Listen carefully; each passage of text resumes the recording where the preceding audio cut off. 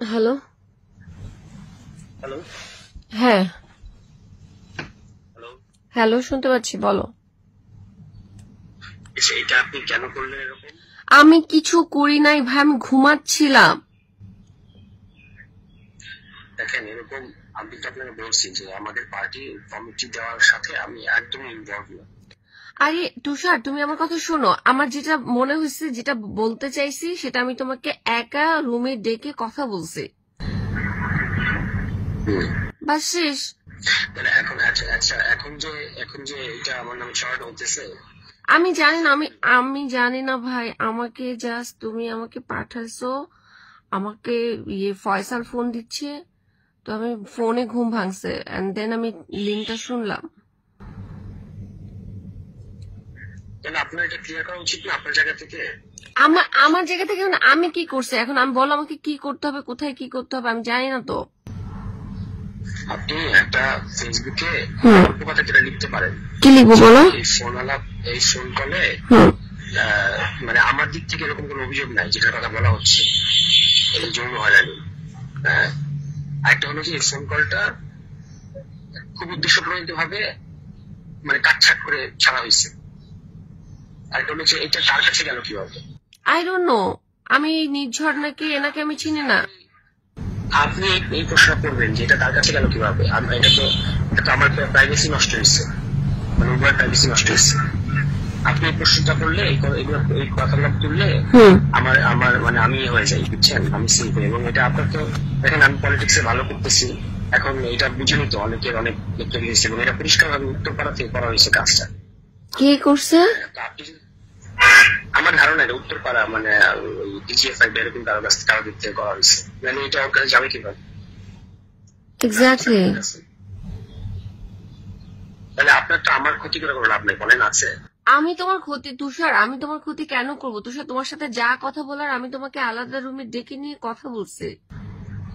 হ্যাঁ, এখন তাহলে আপনি তিনটা জিনিসটা ক্লিয়ার করতে পারেন, তাহলে তো একদম জিনিসটা ভাইরাল হওয়ার আগে এবং আমার বিরুদ্ধে একটা মক ট্রায়াল হওয়ার আগে জিনিসটা ঠান্ডা হয়। দেখেন আমি এগুলো মক ট্রায়াল আগে। আচ্ছা তুমি, আচ্ছা বুঝছি, আমার নাম এখানে কোথাও আসে নাই। এখন যদি এটা আমি বলি তাহলে এটা আর একটু প্রমিনেন্ট হয়ে যাবে না? না, কিন্তু এটা সবাই বুঝতেছে যে আপনি আপনার ছবি দিছে, দেখেন না? আমার নাম এখানে নাই। আমার ভয়েস কয়জন চিনে? না না, এটা বোঝা যাচ্ছে যে আপনি, এটা হলো জেস্টার অফ ফ্রেন্ডশিপ। আপনার তো আমাকে এখন সেভ করা উচিত। দেখেন এটা তো আমি অবশ্যই না, শুনো এখন শুনো। আচ্ছা আমি একটু লেলিন ভাইয়ের সাথে কথা বলে নিই। লেলিন ভাই আমাকে একটু সময় দাও প্লিজ। আমি একা এভাবে কিছু ডিসিশন নিতে পারবো না। আমাদের আমার মাথায় এখন কাজ করতেছে না। আমি রাত্রেবেলা একটার সময় বাসায় আসছি এনসিপি থেকে। তাহলে আপনি এনসিপি পলিটিক্স করবেন আর আমার ক্ষতি করে আপনার কোনো লাভ আছে বলেন? না না না, আমি তোমার প্লিজ, আমি তোমার ক্ষতি কেন করব? এই আমার কাছে যদি এই ধরনের কোনো মানে থাকতো, রেকর্ডিং বা কিছু থাকতো, আমি তো সেটা অনেক আগেই দিলাম। মানে আমার ওই ইন্টেনশন থাকলে আমাদের এই কনভারসেশন হয়েছে রোজার মধ্যে, আমি তো তখনই তোমাকে এটা করতাম। এই জিনিসগুলো একটু ক্লিয়ার করতে পারেন। হ্যাঁ সেটাই, মানে এখন ওখানে আমার কোনো নাম নাই। এখন আমি খামাখা এটার মধ্যে নাম যদি আমি স্ট্যাটাস দেই, আমাকে ট্রোল করা শুরু করবে মানুষ। এমনিতেই আমার কত রকমের ঝামেলা তুমি তো জানো।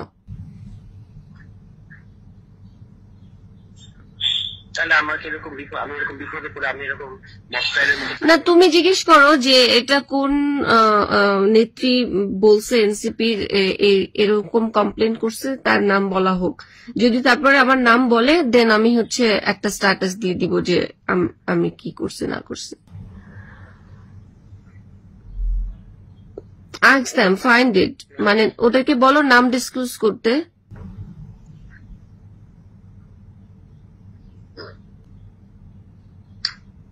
For more updates, follow us on Facebook, subscribe our YouTube channel, get the latest update on www.daily-sun.com.